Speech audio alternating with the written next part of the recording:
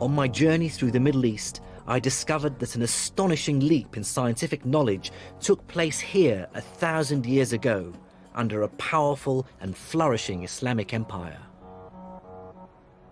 Wealthy, powerful, successful cultures will produce enormous advances in understanding and in technique. And that's just what we find in Islam, in Baghdad, under a series of successful, powerful, wealthy, and self-confident Islamic regimes. Over 1,000 years ago, the Islamic Empire was the largest in the world. It governed an estimated 60 million people. That was over 30% of the world's population. I found an archaeological fragment of this glorious past in a suburb of Tehran, not far from my cousin's house. These ancient walls, tucked behind a back street on the outskirts of southern Tehran, are literally all that remain of the ancient city of Ray, a city that the great Persian geographer Al-Muqaddasi described as one of the glories of Islam. Of course, Ray was just one of a number of cities that flourished under early Islamic rule.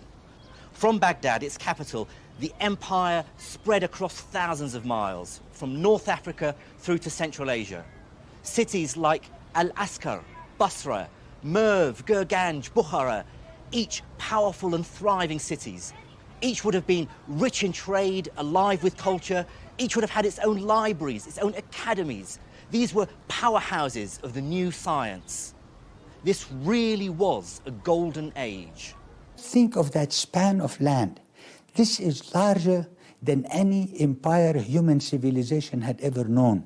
Within that span of land, you can plug in the Roman Empire and it will fill just maybe, what, 1/3 of it, 1/2 of it, or something like that. They did have a big and sophisticated governmental administration, and obviously that needed knowledge. If you wanted to be an administrator and you had to assess taxes, you needed to know about mathematics.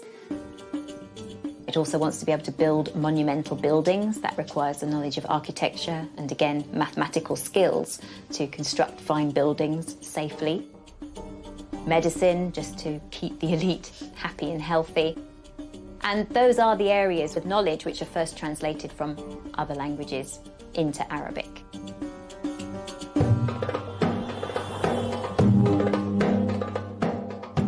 The legacy of the medieval Islamic Empire is scattered across a vast region. There's architectural masterpieces like the Umayyad Mosque in Damascus, the Jami' Mosque in Isfahan, and Al-Azhar University Mosque in Cairo. And then there are many ruins that still hint at past glories, like this, a crumbling 8th century palace deep in the Syrian desert. And this, a huge Muslim palace called Medinat al-Zahra, currently being excavated in southern Spain. These are the impressive ruins of Medinat al-Zahra, the fantastic palace city built outside Cordoba in the 9th century by Abdurrahman III, who was the greatest of all the Andalusian caliphs. At the time that it was ruined, Cordoba was in fact the largest and most important city in Europe, a rival to Baghdad in the east for a center for Islamic scholarship and science. And as I traveled, I saw how science, especially numerical record keeping and measurement, was crucial to dealing with the challenges of running a vast empire.